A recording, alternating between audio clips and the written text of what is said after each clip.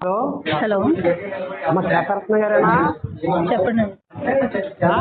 చెప్పండి. నా పేరు శేఖర్ అమ్మా, నేను జగన్నాథపురం మాజీ ఉపసర్పంచిని. చెప్పండి. రామకృష్ణ గారు ఏమైనా చెప్పారా మీకు? మీ ఇంటికి ఇది కూడా రామకృష్ణ గారా? మీ ఇంటికి రమ్మన్నారంటే ఎందుకండి? మాట్లాడే పని ఉంది తల్లి. సచివాలయంకి రండి. సచివాలయానికి రాను. ఇంటికి ఎలా వస్తారండి? ఇంటికి ఎందుకు మాట్లాడాలి, రావాలి అమ్మా. మీరు గ్రామ స్థాయి ఉద్యోగస్తులే, మీరేమీ మండల స్థాయి ఉద్యోగస్తులు కాదు. మా దగ్గరికి ఉద్యోగస్తులైనా ఏదైనా ఇంటికి ఎలా వస్తామండి?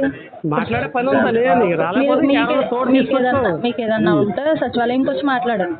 సచివాలయానికి రావాల్సినటువంటి అవసరం లేదు. ఒకటి. రెండోది, నీకు నేను తెలుగుదేశం పార్టీ గెలిచిన రోజే చెప్పాను, ఈ ఊళ్ళో ఉద్యోగం చేయాలంటే నాకు కనపడాలమ్మా అని చెప్పేసాను. మీ ఫోన్లో రికార్డింగ్ అవుతుందా? ఏ ఫోన్లోనండి?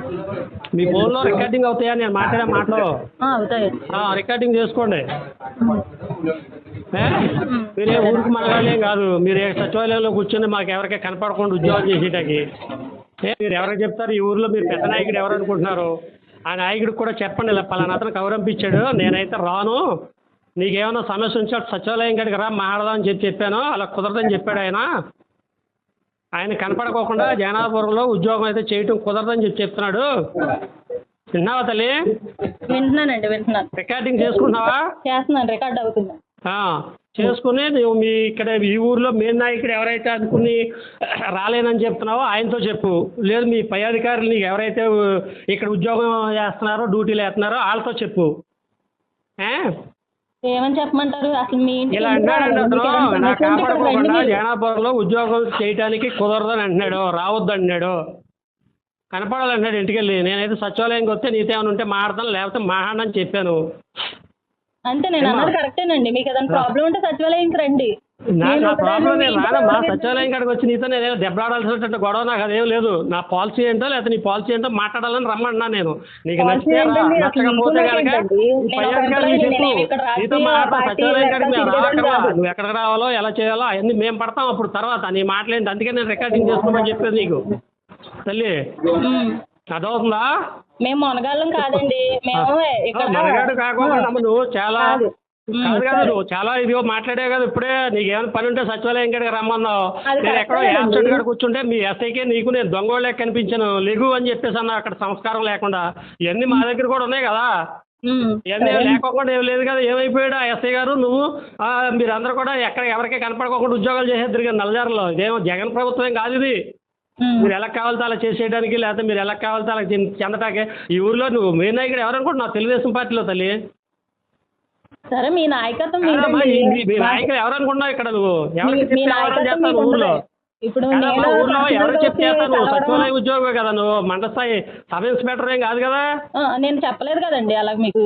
మరి నువ్వు చెప్పేది అలాగే ఉంది కదా. నీ దగ్గర రావాల్సిన పని లేదు. నువ్వు సచివాలయం కాడికి రా అంటే దాని అర్థం ఏంటి? నేను ఎలా మాట్లాడి మీకు ఏదైనా అవసరం ఉంటే సచివాలయం దగ్గరికి రండి, ఇంటికి ఏం పని ఉందండి అన్నాను. ఏం పని అంటే నిన్నేమో వేరే వేరే పనులు చేయటానికి ఏం రామంటలే. ఊర్లో మాట్లాడే గొడవలు ఉంటాయి. నువ్వు అసలు ఎవరు మెయిన్ లీడర్ అనుకుని వెళ్తున్నావో మాకు తెలియట్లేదు.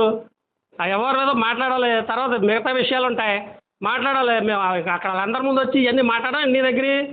నేను గౌరవప్రదంగా మాట్లాడదామనే ఉద్దేశంతో కౌరింపాను. నీకు నచ్చలేదు, ఓకే, ఇబ్బంది కూడా ఏం లేదు. ఇది రికార్డింగ్ చేసుకుని నీకు ఈ ఊర్లో మెయిన్ నాయకులు ఎవరైతే చెప్పారో నువ్వు ఎవరి దగ్గరికి వెళ్ళక్కర్లేదు, సచివాలయంలో కూర్చో, కావాల్సి ఉంటే సచివాలయం కాడికి వచ్చి మాట్లాడతాడు అని చెప్పారు.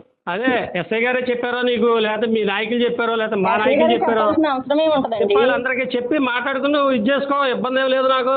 సరేనా? నేనైతే రానండి. ఊరికి మనగాడు ఉద్యోగం చేసేది మా ఊర్లో.